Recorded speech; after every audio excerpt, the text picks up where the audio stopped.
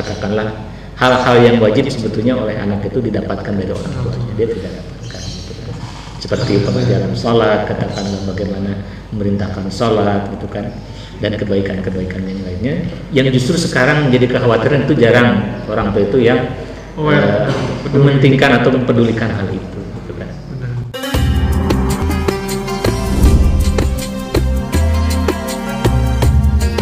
Assalamualaikum warahmatullahi wabarakatuh. Waalaikumsalam. Waalaikumsalam warahmatullahi wabarakatuh. Alhamdulillah segala puji bagi Allah, kita sampai hari ini diizinkan sama Allah Subhanahu wa taala dengan nikmat sehatnya ya Ustaz ya, kita bisa Alhamdulillah kumpul di acara ngobrol perkara Islam. Tema hari ini adalah tentang anak soleh versus anak durhaka gitu. Jadi maksudnya gimana sih? Jadi ini akan membahas tentang lebih kepada bagaimana sih sebenarnya kita membentuk karakter ya Sat ya, anak yang soleh itu. Karena memang saat ini fenomena dalam hal rumah tangga tuh sangat banyak sekali gitu. Kita kemarin sempat dengar berita sampai per hari tuh Ustaz ada 200 sidang perceraian gitu di Kota Bandung aja kalau nggak salah. Jadi itu dalam konteks suami dan istri. Nah, apalagi dengan orang tua dan anak. Nah, itu karena selama ini orang tua sebenarnya menitipkan anak-anaknya ke sekolah gitu.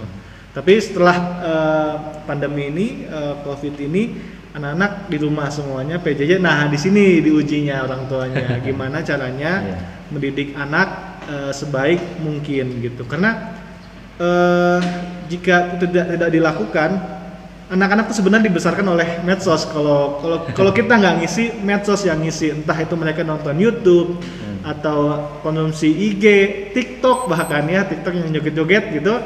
Terus juga game online. Jadi kalau kita nggak ngisi, itu orang lain yang ngisi. Masalahnya kita nggak bisa kontrol apa yang ada di handphone itu gitu.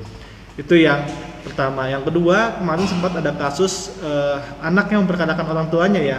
Iya, katanya ya. Seangka 3 miliar apa kalau nggak salah. Itu luar biasa sekali, itu menjadi cerminan kepada kita gitu. Apakah kita sudah mendidik anak-anak kita dengan baik dan benar gitu. Nah, untuk membahas itu, alhamdulillah kita kehadiran Ustadz Denny Birrul Walidain. Jadi saat ini adalah bisa dibilang pakar juga Ustadz ya. Masya Allah, sama-sama belajar. Sama-sama belajar Ustadz ya. Jadi beliau ini akan menjelaskan mengenai bagaimananya sebenarnya Ustadz ya. Karena itu lebih substansinya dulu gitu. Bagaimana caranya kita menyiapkan menyiapkan wadah yang terbaik untuk anak-anak untuk bertumbuh gitu. Karena poinnya di situ bahwa anak menjadi anak durhaka itu adalah sebenarnya ekses ya Ustadz ya. Ataupun hasil dari gagalnya ruang bertumbuh ini gitu, atau wadah bertumbuhnya ini. Nah, di sini Ustadz akan menjabarkan bagaimana caranya untuk membuat wadah ataupun lingkungan yang sangat baik untuk anak-anak ya, untuk bertumbuh pada akhirnya. Dan itu nantinya mereka yang akan menjalankan meneruskan kita gitu dalam hal misalnya menjalankan syariat Islam gitu salah satunya.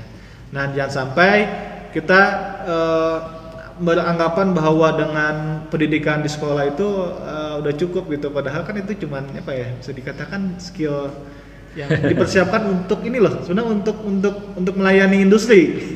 Bener ya, kita kan kalau lulus mau kuliah jadi apa, jadi untuk ke industri semua. Bisa jadi, tapi bisa juga enggak juga. Bisa jadi enggak semuanya saat ya. Semuanya. Oke, mungkin untuk selanjutnya saya silakan kepada Ustadz. Silakan Ustadz untuk dijelaskan saudara-saudara di rumah. Bismillahirrahmanirrahim. Assalamualaikum warahmatullahi wabarakatuh. Alhamdulillahirrahmanirrahim. Alhamdulillahilladzi wa bihi nasta'inu ala umuri dunya waddin. Assalatu wassalamu ala asyrafil anbiya'i wal mursalin wa ala alihi wa ashabihi ajmain.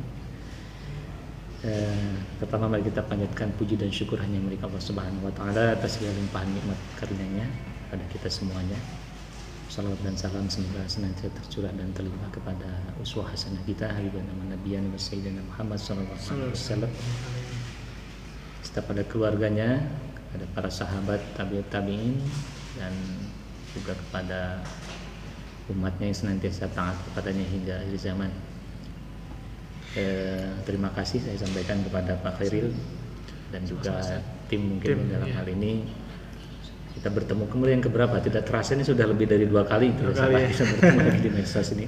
Istiqomah bangsa, Masya Allah, luar biasa. Mudah-mudahan banyak sekali yang bisa kita ambil hikmah, itibar ataupun ilmu yang dari hikmah pandemi ini ya. Salah satunya gini, lahir dari hikmah pandemi ya. Medsos seperti ini. Iya benar-benar. Para jamaah sekalian dimanapun berada, mudah-mudahan tidak mengurangi insyaallah keberkahan kita, kebermanfaatan kita meskipun dalam virtual ya. Gitu. Betul apa yang disampaikan tadi oleh Pak Herin sebagai pembuka bahwa fenomena sekarang ini memang banyak sekali menghiasi ya laman-laman media, baik itu media elektronik ataupun dimanapun kita bisa melihatnya. Memang salah satu pemberitaan yang menjadi ikut istilahnya itu memenuhi pemberitaan itu adalah tentang orang tua dan anak gitu kan, tentang entah itu misalnya gugatan ya, pidana, perdata, Masya Allah ya, subhanallah, dan juga mungkin adanya kasus-kasus lainnya yang itu semuanya bisa kita pahami adalah ini adalah kasus keluarga atau rumah tangga gitu kan, semuanya adalah kasus keluarga gitu kan, dalam rumah tangga. Ini sangat ironi dan sangat memprihatinkan sekali gitu kan. Dimana sebetulnya kalau kita pahami bersama bahwa yang namanya keluarga ataupun skup terkecil komponen masyarakat gitu kan, keluarga itu berawal dari rumah itu sendiri kan. Ada istilah cerminan kan ya, betul Pak Khairil ya. Khairil. Jadi cerminan katanya sebuah negara gitu kan. Lihat saja katanya keluarga ataupun masyarakatnya. Kita lihat lagi masyarakatnya diperkecil, keluarga. Lagi-lagi nanti keluarganya yang dari komponen keluarga itu bila kita perkecil lagi subnya adalah kembali ke dirinya gitu kan. Betul. Individu gitu kan. Selanjutnya ke individu ya, dan itulah yang menjadi manifestasi ataupun modal utama sebetulnya yang bisa dijadikan sebagai nanti baik buruknya tatanan sebuah masyarakat. Mungkin ada halnya, tapi yang tidak bisa dipungkiri karena itu memang cerminan gitu kan, masyarakat, karena memang secara konsekuensinya begitu kan, negara ada masyarakat, skupnya bisa jadi nanti ke provinsi, kota, kabupaten, terus ke kota, ke RT RW, dan nanti juga ujung-ujungnya ke keluarga gitu kan. Nah dari situ sehingga dalam hal ini gitu kan kita dapat pahami adalah ini permasalahan yang sifatnya keluarga gitu kan, menanggapi ataupun menyikapi tadi dengan fenomena yang tadi yang disampaikan gitu kan, ini sangat ironis sekali dan memprihatinkan. Sebetulnya begitu dalam hal ini, sehingga yang perlu kita gali bersama, pahami bersama adalah sebetulnya keluarga itu sendiri. Dalam konsep Islam gitu kan, sebetulnya seperti apakah keluarga katakanlah dalam pandangan Islam itu sendiri gitu kan. Secara substansinya begitu jelaskannya di sini. Kalau yang namanya katakanlah tips-tips bagaimana anak supaya misalnya tidak membangkang ataupun bagaimana cara mendidik anak begitu kan, itu sepertinya mungkin ada ahlinya lagi, katakanlah seperti parenting kan sekarang kalau yang namanya parenting banyak ahlinya gitu kan, sudah gitu kan, para ahli pendidikan dan seterusnya, bahkan tidak sedikit sekolah juga kan untuk menjembatani pemahaman guru dan orang tua dan sinkronnya pendidikan mengadakan hal tersebut gitu kan. Tapi dalam hal ini, dalam sekarang ini mungkin saya akan lebih kita kaji bersama itu adalah tentang substansi dari keluarga itu sendiri dari sisi Islam gitu kan, pandangan Islam gitu kan. Sebetulnya gitu kan, bila mana kita melihat katakanlah nasihat para ulama gitu kan, dalam hal ini Imam Hasan Al-Basri pernah mengatakan ada 5 hal yang perlu ataupun yang sebetulnya pantas kita cemaskan, itu adalah tentang masa lalu dan masa depan gitu kan. Di antaranya itu kan ada ibadah gitu kan, surga neraka, kemudian apalagi di sana tuh banyak gitu kan ya, surga neraka, masa depan. Nah yang hal ini tentang anak ini sangat erat kaitannya dengan masa lalu masa depan kita. ini yang harus menjadi kecemasan kita. Artinya apa di sini? Bila mana sudah ada hadir dalam diri kita rasa kecemasan bagaimana tentang pendidikan putra-putri kita, dan ini kaitannya dengan masa depan, itu berarti sudah benar. Karena jangan-jangan ada yang tidak cemas gitu. Dalam arti begini, betul, anak masuk pecenah nanti juga tumbuh sendiri gitu kan, tidak ada rasa kekhawatiran gitu. Disyukurilah adanya rasa kekhawatiran, sehingga dari kekhawatiran itu lahirlah sebuah bagaimana pemikiran ataupun tindakan kan. Begitu. Karena tadi ini masalah atau tidak gitu kan, kadang-kadang bukan masalah itu mah kata. Tapi dengan adanya rasa kecemasan, dan ini memang sangat benar sebagaimana anjuran ulama tadi Imam Hasan Al-Basri, bahwa salah satu kecemasan yang harus dibangun adalah sebetulnya wajar dicemaskan itu adalah tentang masa lalu, masa depan, dan itu kaitannya dengan anak, keriduan Allah Subhanahu wa taala gitu kan. Sehingga dari sini apalagi dengan masa depan gitu kan, kita harus perlu dipahami lagi orientasi keluarga itu untuk apa gitu kan. Orientasi di keluarga itu untuk apa? Membangun rumah tangga itu untuk apa gitu kan. Gitu. Kalau orientasinya untuk akhirat, saya yakin gitu kan, di mana ada orang tua yang rela ataupun ridho misalnya, kelak di surga nanti itu tidak ketemu, pasti ingin ketemu lagi dengan istri, ingin berkumpul lagi dengan putra putrinya gitu kan. Sehingga sudah sebuah keniscayaan kalau yang sudah orientasinya orientasi ukhrawi akhirat, dan kecemasan tadi diantaranya kecemasan tentang bagaimana pendidikan putra putrinya, maka poin pertama yang menjadi harus digali kita dalam bagaimana salah satunya itu supaya adanya keharmonisan dalam rumah tangga, terutama dengan putra putri kita, dalam hal ini adalah anak gitu kan, berarti pentingnya sebuah ilmu gitu. Ilmu itu sangat penting gitu kan. Betapa pentingnya ilmu, bahkan bisa dikatakan dengan kata lain lawannya jahil itu tadi itu. Jadi ada anak ataupun orang tua katakanlah tidak memahami bahwa sebetulnya anak itu adalah investasi dirinya, investasi akhirat gitu kan. Ada juga yang mungkin karena kurangnya ilmu, bahwa ternyata seorang tua ini tadi itu anak mah nanti besar sendiri gitu kan. Tidak memahami, tidak mengetahui bahwa sebetulnya dengan kehadiran putra-putri itu adalah titipan dari Allah Subhanahu wa taala sebagai amanah gitu kan. Bahkan banyak sekali para sahabat yang mengatakan bahwa pentingnya tentang tarbiyah, takdib, dan adab sejak dini itu. Dan itu pentingnya ilmu.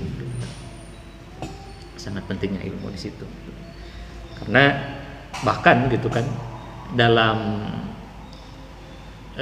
pandangan Islam tentang rumah tangga ini ada istilah ilmu juga, pranikah itu bagian dari pranikah ya. Pranikah itu kaitannya sangat erat sekali dengan ini gitu kan. Karena Rasulullah bagaimana sangat mewanti-wantikan kepada kita tentang pendidikan ini gitu kan. Memilih calon ibu misalnya itu kan. Insyaallah nanti mungkin ada kajian ya kalau tidak salah. Ya, siap. Ada pembahasan yang lebih lanjut gitu kan. Kembali kepada yang tadi, tapi yang jelas ini adalah pentingnya sebuah ilmu.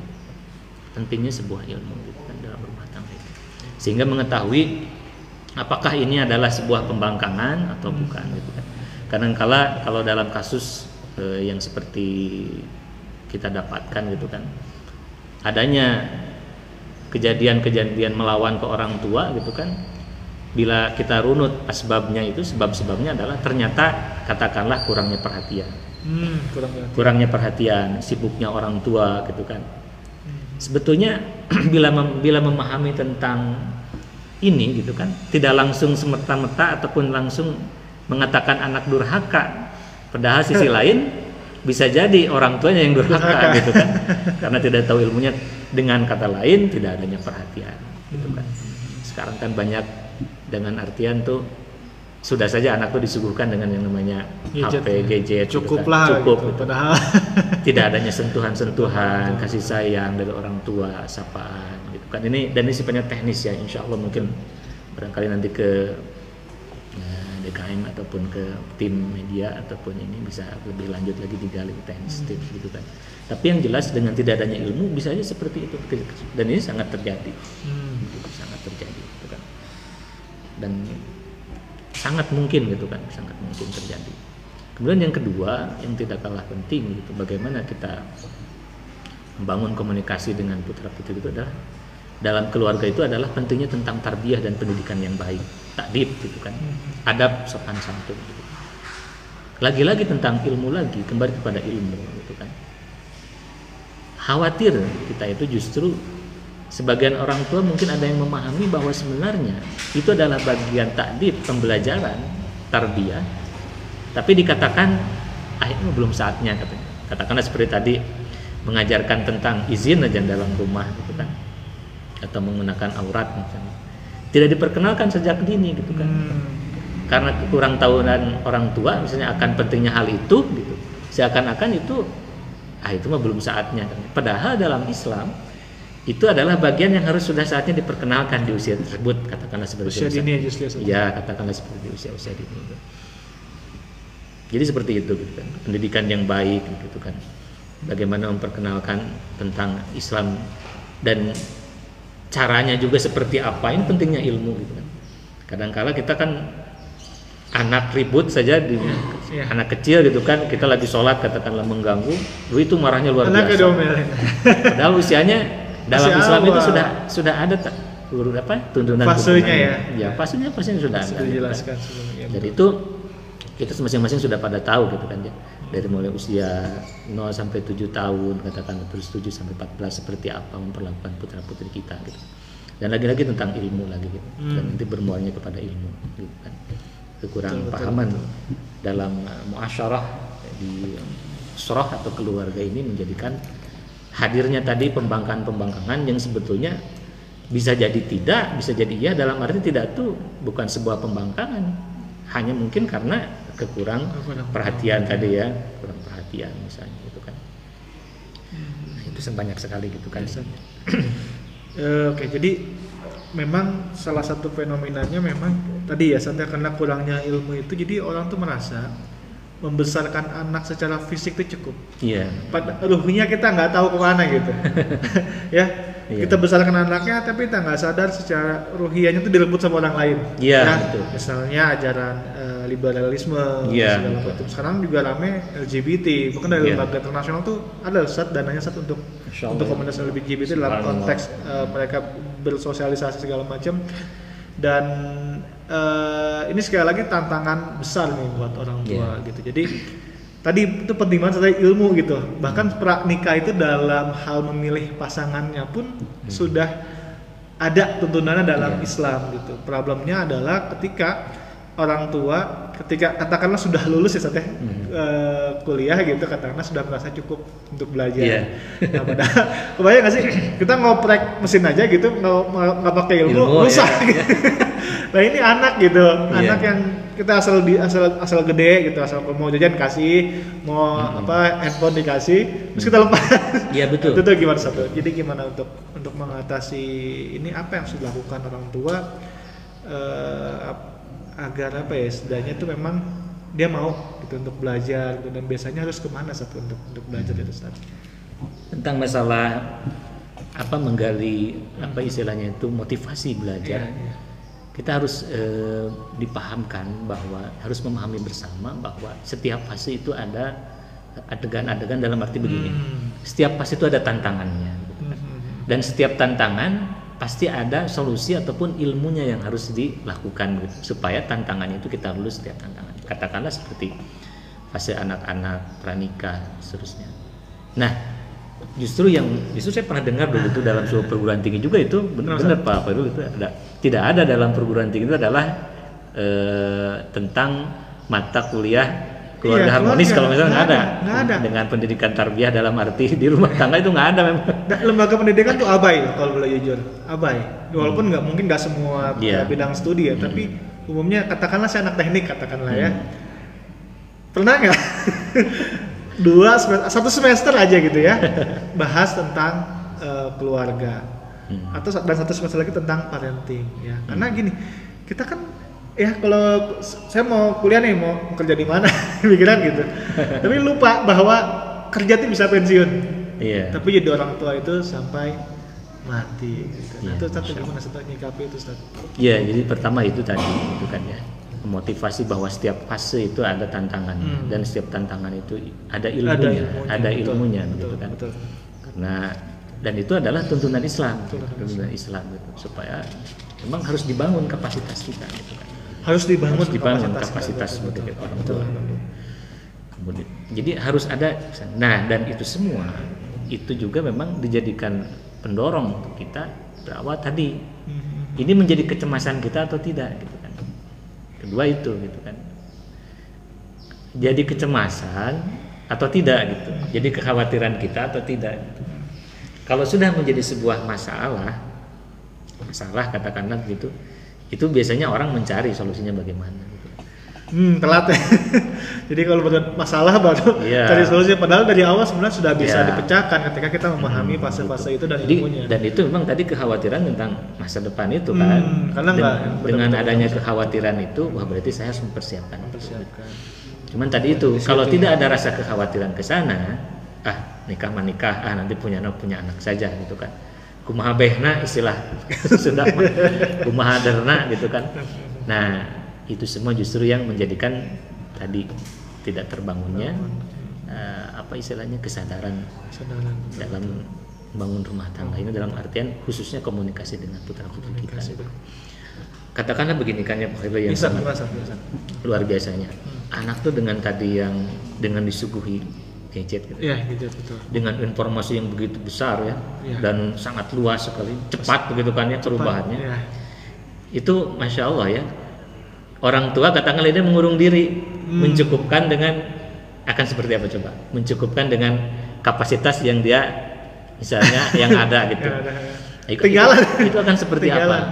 Itu Masya Allah ya, kata jamaah sekalian. Dari situ saja kita sudah sangat bertapa nanti ada anak bisa jadi itu jadi betul. Apa ya istilahnya itu ngerjain terus orang tuanya gitu kan, bisa jadi seperti itu di dunia saat itu Masya Allah. Di akhirat ya Allah alam bisawab ya. Barangkali justru bukan barangkali, bahkan kalau di akhirat akan lebih rumit lagi kalau misalnya permasalahan ini tidak diselesaikan. Katakanlah yang tadinya orang tua misalnya asik sendiri, itu bahkan dalam sebuah riwayat kan bisa jadi dengan kehadiran anaknya adalah justru menjadi fitnah dan menggusur dia masuk neraka, naudzubillah min dzalik gitu kan. Menjadi fitnah itu fitnah menggusur ke neraka ya.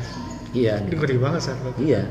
Itu kan ada dalam tafsir Ibnu Katsir gitu. Misalnya dalam tafsiran tentang doa yang Allahumma gfirli wali walidayya itu kan salah satunya itu ada anak yang mendakwa orang tuanya gitu kan. Kejadian itu dalam riwayat itu gitu kan. Orang tuanya sudah dicap sebagai ahli surga, anaknya ahli neraka, tapi anaknya protes. Waktu itu tuh pengadilan Allah tuh minta orang tuanya juga ikut. Ternyata apa? Tidak adanya tarbiyah, pendidikan terhadap anaknya, bagaimana katakanlah hal-hal yang wajib sebetulnya oleh anak itu didapatkan dari orang tuanya, dia tidak dapatkan gitu kan. Seperti pengajaran sholat, katakanlah bagaimana memerintahkan sholat gitu kan, dan kebaikan-kebaikan yang lainnya yang justru sekarang menjadi kekhawatiran itu jarang orang tua itu yang mementingkan atau mempedulikan hal itu gitu kan. Benar-benar kekhawatiran kita gitu.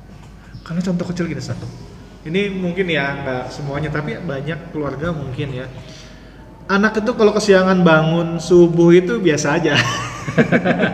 Tapi kalau bangun telat sekolah masih tidur kita marah. Kita marah-marah, kamu tuh udah disekolahin gitu ya. Tapi kalau di sholat subuh nih, aduh kasihannya anak harus begadang kerja tugas. Nah, dia sudah saatnya usianya memang harus ini ya. Nah ini kadang-kadang orang tua suka kebalik gitu. Padahal kan ya udah duanya benar bahwa sekolah juga penting, tapi yang ini juga lebih penting gitu karena itu mempengaruhi kehidupan kita setelah kematian kita ya saat ini. Jadi tadi kembali ke orientasi tadi. Iya. Orientasi itu ya betul-betul. Kembali ke yang tadi gitu kan. Dan ini sangat erat kan juga dengan uswah. Uswah. Poin yang tadi yang satu tadi tentang ilmu ya betul. Dua tentang pendidikan yang baik gitu kan. Bagaimana menumbuh kembangkan pendidikan tarbiyah ta'dib dalam rumah tangga. Ketiga itu menjadi qudwah, uswah gitu kan.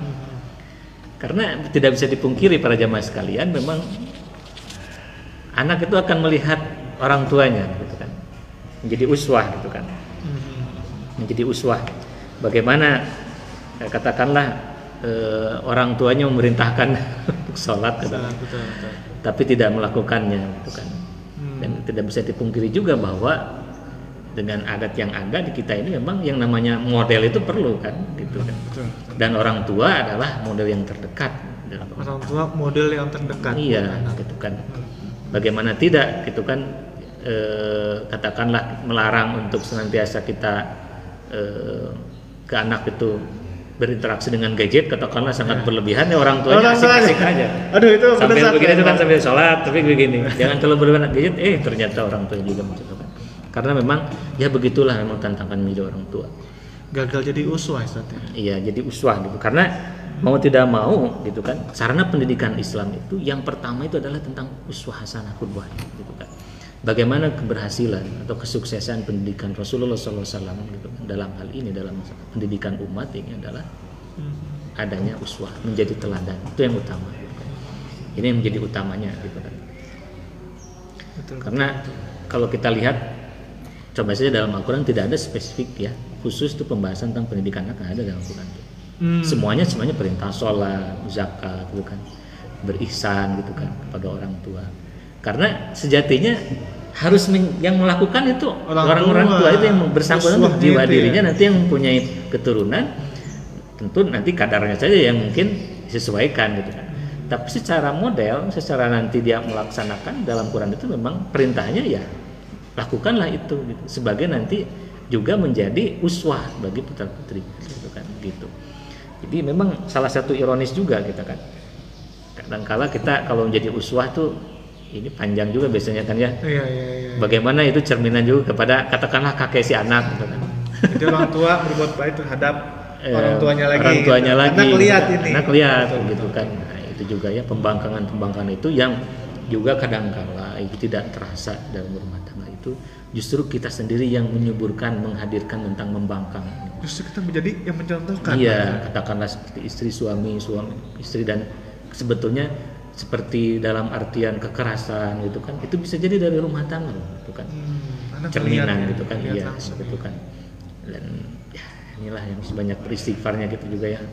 Saya pun sama gitu, demikian dalam arti belajar memang itulah yang jangan jadi orang tua itu memang tantangannya besar gitu. Tidak mudah. Bahkan dijanjikan surga gitu kalau pendidikan.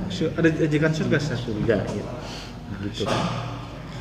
Memang ini tantangan buat masyarakat kita ya, karena kalau boleh jujur lah katakanlah ya, mungkin orang tua kita dulu banyakan tuh bilang, yaudah kamu asal udah kerja, terus kamu udah ada calon dan udah cocok, ya udah gitu. Padahal lupa pertanyaan sebelumnya, apa yang kamu persiapkan untuk akhirat kamu nanti ketika berkeluarga. Nah itu pertanyaan yang mungkin yang sering orang tuh lewat, gitu. Bahkan yang namanya pendidikan atau katakanlah sebagai orang tua yang punya tanggung jawab besar terhadap putra putrinya, sampai putra putrinya menikah pun sebetulnya begitu kan, dalam konsep Islam itu tetap saja dia tetap punya sebagai beban tanggung jawab sebagai orang tua. Katakanlah kalau yang namanya sebagai orang tua dan sebagai anak sudah menikah kan itu beda lagi ya. Ininya apa, pemberian acaranya gitu kan. Tapi yang jelas ada arah ke sana. Konteksnya masih ada ya, walaupun konteksnya anak masih ada menikah tetap kita. Tadi seperti Pak Firdaus katakannya, kalau sudah punya calon gitu kan, kadang-kadang lupa gitu kan. Padahal di sana masih ada tuntutan, katakanlah memberitahu kepada ketaatan kepada Allah itu harus tetap itu kan disampaikan kepada putra putri kita. Betapa panjangnya gitu kan. Panjangnya dan ya bisa dikatakan sebenarnya itu yang sering lewat sih gitu. Bahkan ya. Jadi anak tuh karena berpikir itu oke, berarti saya udah kerja. Kerja udah boleh nikah. Nikah fokusnya apa? Bangun karir, Ustaz. Bangun karir ya kan. Sibuk bangun karir, ngejar istilahnya mungkin naik jabatan, atau kalau yang usaha nambah omset atau apa katakanlah ya. Lupa ngurus anak. Biasanya kan tahap awal tuh udah lupa ngurus anak tuh. Karena padahal tuh paling penting ya anak belajar dari tahapan awal tuh ya di usia dini. Udah itu anak remaja naik jabatan, sibuk. Jadi ditanya kamu kerja buat apa gitu, buat anak. Gitu. Sementara waktu buat anak-anaknya bisa dikatakan kurang gitu. Pulang sampai rumah pusing kan, buka HP. Weekend Mereka kan ajak teman-teman lagi kita main sepeda atau mancing katakanlah. Jadi nah itu jadi problem juga Ustaz. Nah, itu gimana Ustaz nyikapin Ustaz? Iya, dalam hal ini memang dalam hal berinteraksi dengan putra-putri kita Betul. Memang yang paling utama itu kualitas gitu kan. Kualitas. Kita memang ada sisi-sisi yang katakanlah sebagai orang tua ya, di mana bersama dengan katakanlah dalam rumah tangga, keluarga, ada juga yang memang penting ada sisi komunitas yang harus kita penuhi gitu kan ya, sosial gitu kan. Betul, Tidak bisa kita abaikan juga kan. Betul, gitu. betul. Karena tadi itu yang namanya membangun rumah tangga, pribadi rumah tangga itu kesannya kan bangun masyarakat. Betul. Masyarakat kemudian kesananya juga menjadi maslahat buat negara juga gitu kan. Tetap aja itu tidak bisa diabaikan, ya, betul. Namun tetap tadi kita kembali kepada ilmu, harus membangun kapasitas kita. Mana-mana saja katakanlah waktu yang berkualitas, kemudian kegiatan yang berkualitas sebagai sapaan ataupun bukti kasih sayang kepada anak itu kan dengan adanya ilmu dia lebih tahu. Dia nanti akan semakin tahu dari si anak itu sendiri ataupun dari ilmu yang dia dapatkan gitu kan. Oh, waktu-waktu kualitas atau sentuhan-sentuhan yang berkualitas tuh ini seperti ini saatnya gitu kan. Ada yang katanya kan, dan itu kembali pada tips biasanya, dan itu masing-masing berbeda. Tidak makan bersama, makan malam ya katakanlah bersama satu meja gitu. Ada yang dengan memang kreasi bagaimana, dan itu banyak sekali gitu. Yang jelas dengan adanya ilmu kita mengetahui gitu kan mana saja kualitas yang tepat. Nah, itu kita bisa melakukan gitu kan, kembali kepada kualitas. Meskipun memang kuantitas pun memang baik, itu kan tidak bisa diabaikan gitu kan, tapi kualitas itu juga lebih utama. Karena tadi itu kan ada porsi-porsinya tadi itu kan. Betul. Kualitas itu saya rasa gitu. Karena tadi ilmu itu pada akhirnya mempengaruhi kapasitas kita sebagai orang tua.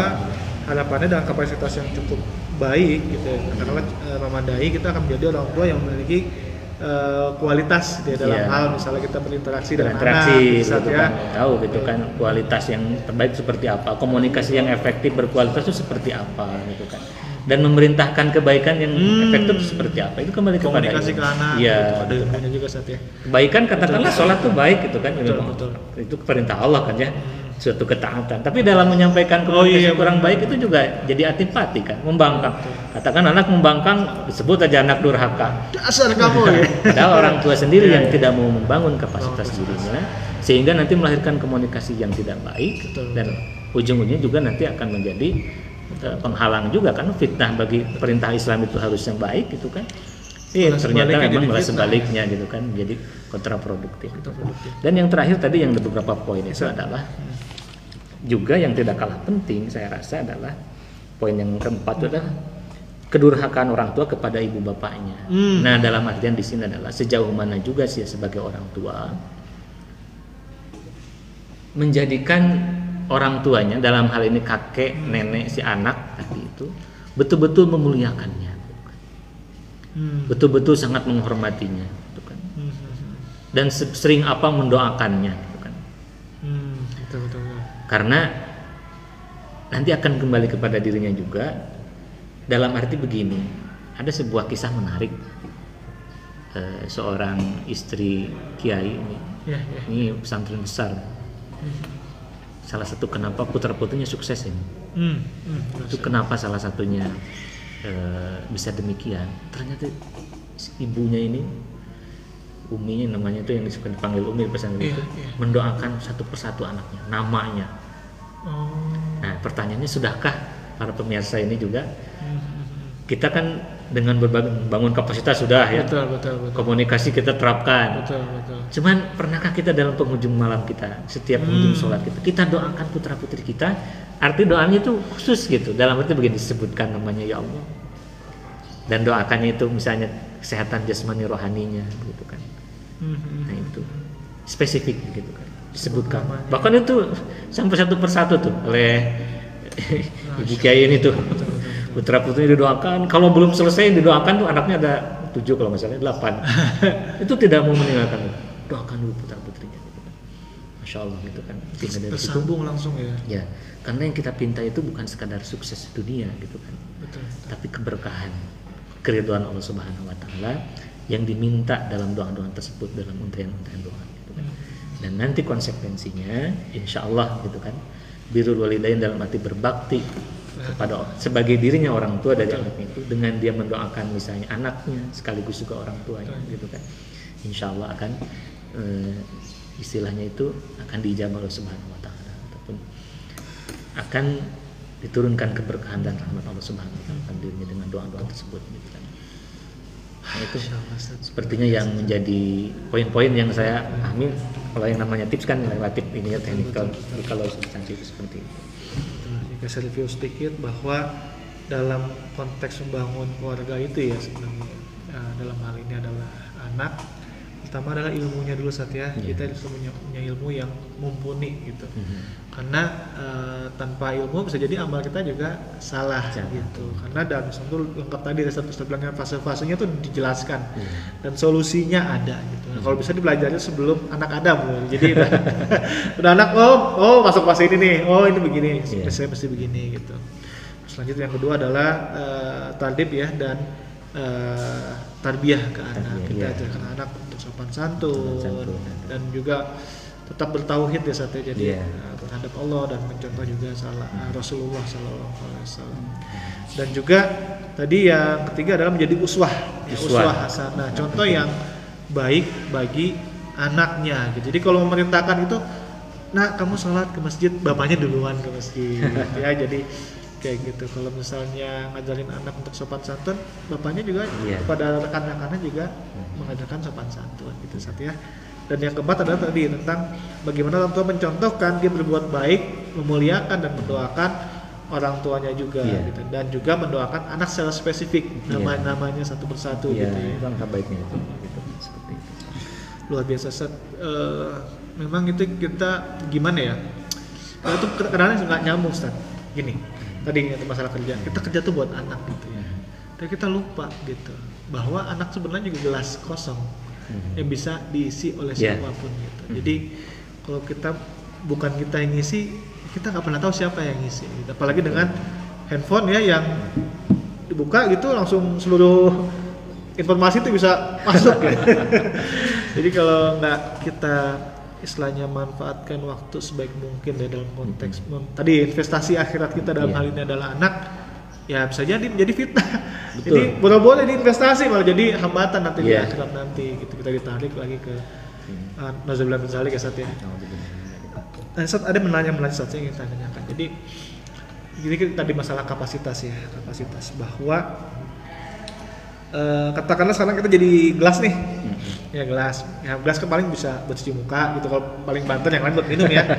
Lalu kita jadi ember gitu, jadi ember yang lebih besar lagi gitu. Jadi kalau ember kan bisa buat mandi, buat nyuci. Lalu kita jadi katakanlah toren gitu ya, buat mandi serumah bisa, tapi buat sekampung nggak bisa. Lalu kita menjadi danau.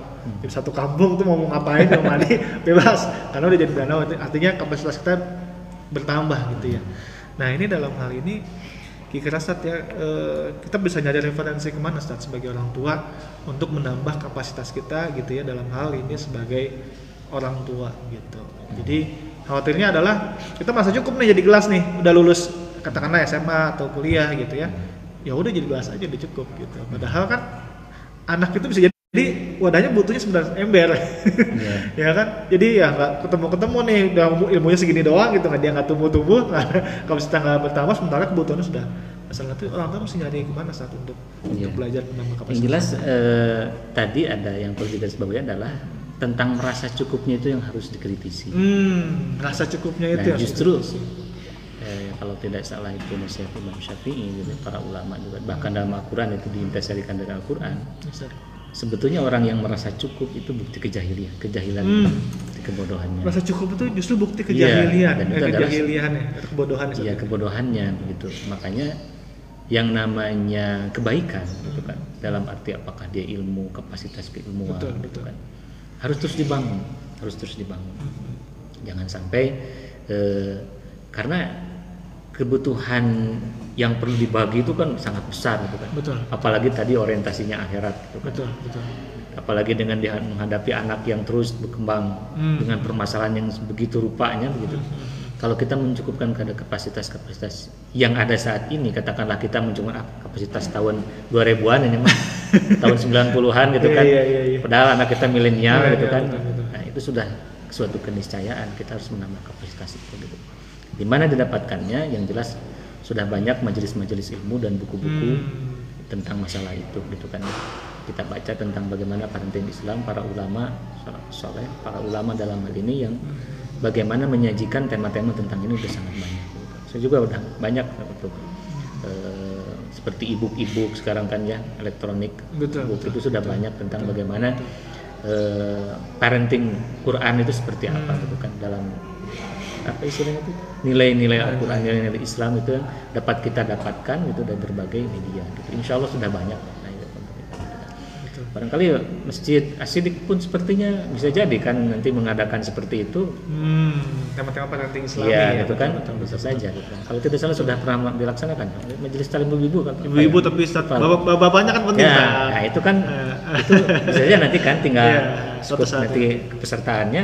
Betul. Ini didorong untuk itu, gitu kan. Belajar betul. Begitu. Jadi memang tadi menarik banget saya sampaikan bahwa apa yang dikatakan Imam Syafi'i ketika kita mengatakan sudah cukup, itu adalah tanda kejahilan atau kebodohan kita gitu. Jadi jangan sampai kita merasa cukup untuk menuntut ilmu ya dalam hal ini ya. Apalagi tadi tantangannya ya, anak-anak sudah katakanlah sudah ada milenial, Gen Z, di bawahnya ada Gen apa lagi gitu ya.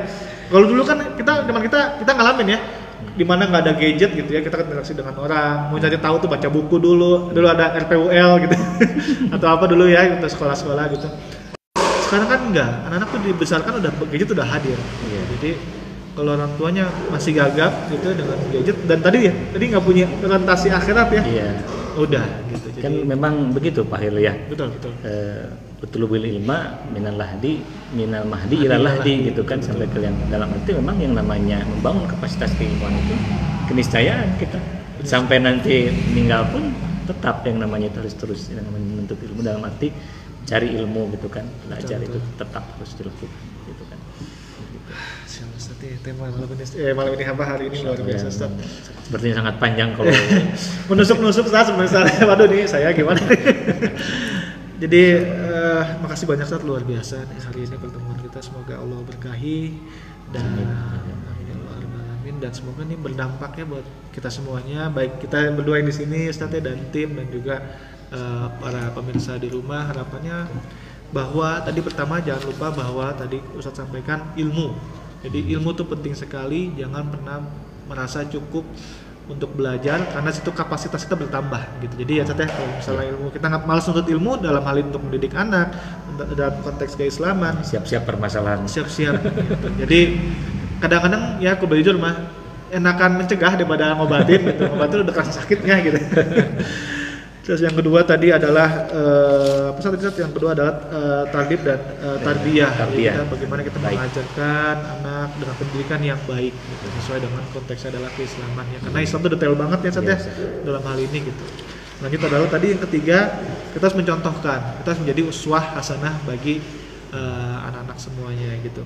Yang terakhir adalah bagaimana kita juga mencontohkan, memuliakan orang tua kita dan mendoakannya, juga mendoakan anak-anak satu persatu secara spesifik.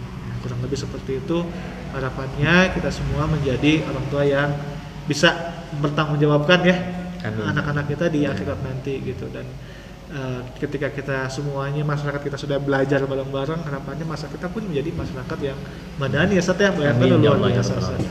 Jadi dan itu bisa dimulai dari keluarga kita, ada yang terkecil gitu. Oke. Mungkin terakhir sebelum ditutup ada closing statement yang ingin disampaikan ke pemirsa di rumah Ustaz. Ya, para pemirsa semuanya yang jamaah Siddiq ataupun dimanapun berada, siapapun yang menyaksikan, pada intinya memang mari kita sama-sama membangun kapasitas kita dalam hal rumah tangga ini, mendidik putra putri kita ini, karena bisa jadi hal yang dianggap kita itu katakanlah sepele, di sisi Allah itu besar efeknya gitu kan. Katakanlah anak kecil gitu kan, katakanlah seperti bagaimana sapaan-sapaan yang sederhana, sebetulnya itu bagi putra putri kita adalah sangat berharga gitu. Dan itu menjadikan menjadi jalan rahmat Allah turun kepada kita, sehingga putra-putri kita semakin soleh gitu kan. Katakan tadi dengan temanya juga tidak membangkang dari hal-hal kecil, sapaan seperti itu. Jadi marilah kita sama-sama menghadirkan gitu kan keridhaan Allah Subhanahu wa taala, menjemput ridha Allah Subhanahu wa taala ini melalui rumah tangga ini. Masyaallah Ustaz, itu kan bisa Ustaz ya. Misalnya Dengan nasihat luar biasa aja semua kalian wala politik. Oke, pemirsa di rumah jangan lupa follow Facebook kita, IG dan YouTube kita di @masjid_as-siddiq_official ya. Karena di situ Bapak Ibu semuanya bisa melihat tayangan-tayangan kita sebelumnya. Juga kita juga terbuka gitu, masih terbuka terhadap infak dan sedekah dari jamaah semuanya agar masjid kita semakin ramai lagi dan semakin makmur dan semakin bermanfaat untuk kita semuanya. Dan ini tidak terkait kehidupan dunia aja, tapi kehidupan setelah kematian kita gitu. Jadi kurang lebih itu, semoga bermanfaat. Bila taufiq wal hidayah. Assalamualaikum warahmatullahi wabarakatuh.